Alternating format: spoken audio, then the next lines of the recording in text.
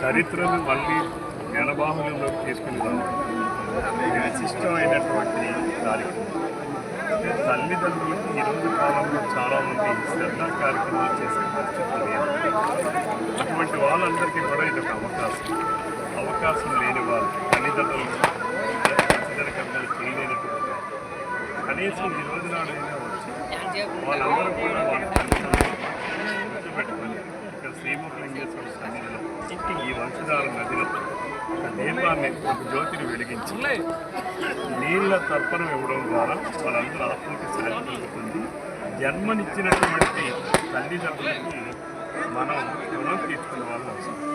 ఈ కార్యక్రమాలు జరిగినటువంటి వాళ్ళందరూ కూడా తల్లిదండ్రులు జన్మనిచ్చినటువంటి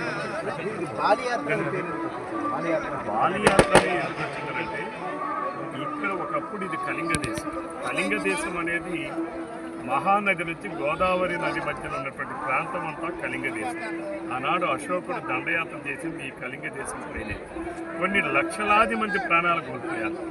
అంతకన్నా ముందు అశోకుడి కన్నా ముందు ఈ కళింగ దేశంలో వాణిజ్యం చేయాలి అనంటే ఇక్కడ వంశధారలో నదిలో ప్రారంభించి శ్రీముఖలింగేశ్వరుడు కేదారేశ్వరుడు అయినటువంటి అలాగే పార్వతీ అమ్మవారిని దర్శనం చేసుకుని ఆ తర్వాత ఇక్కడ నుంచి బయలుదేరి వెళ్ళేవాళ్ళు. ఎందుకంటే ఇది రాజధాని.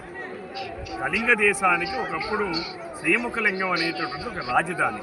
ఈ రాజధాని ప్రాంతం నుంచి యాత్రను ప్రారంభించి వాణిజ్యపరమైనటువంటి యాత్రకు వెళ్ళేవాళ్ళు.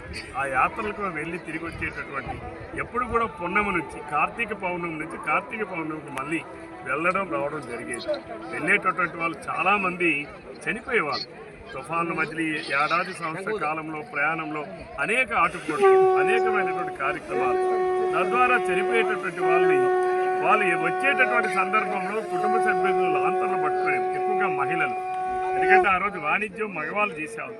భర్త వస్తాడు, కొడుకు వస్తాడు, తండ్రి వస్తాడని ఎదురు చూసేటటువంటి కుటుంబ సభ్యులకి వాళ్ళకి నిరాశ మిగిలేదు. కొంతమంది చనిపోయేవాళ్ళు. వాళ్ళందరికీ వాడు ఎప్పుడు చనిపోయాడో తెలియదు.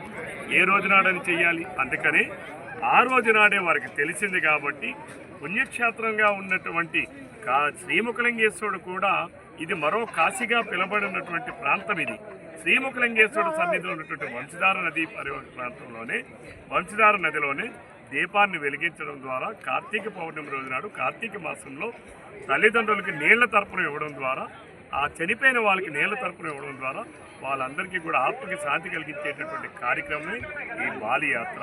బాలి అనేది ఒక దేశం తాలూకా పేరు. ఇక్కడ నుంచి యాత్ర ప్రారంభించారు కాబట్టి దాని పేరు బాలియాత్ర. Thank you.